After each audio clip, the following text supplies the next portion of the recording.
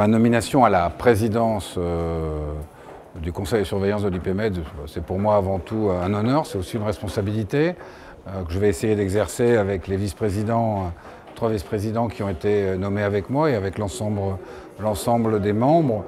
Je considère que c'est une œuvre qui ne peut être que collective et donc j'y apporterai, j'allais dire, tout le soin nécessaire pour que de cette action collective, on puisse en faire une action tout court, c'est-à-dire trouver des résultats, définir des stratégies qui permettent de rapprocher les rives nord et sud de la Méditerranée.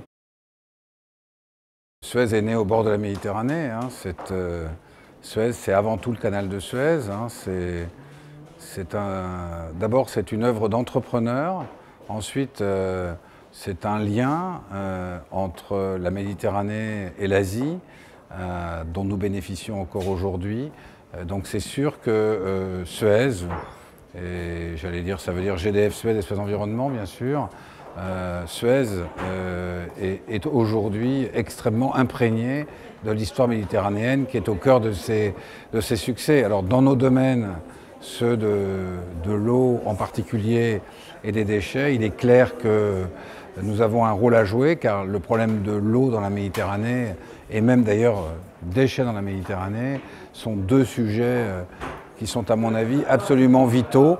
Celui de l'alimentation en eau étant encore plus probablement à court terme plus vital que celui de la propreté, mais les 2 sont liés et donc nous nous sommes toujours occupés de la Méditerranée. Nous y avons une présence active dans presque tous les pays du pourtour méditerranéen. Et donc l'IPMED, pour nous, c'est un moyen de renforcer notre action dans les pays, qu'ils soient du sud ou du nord.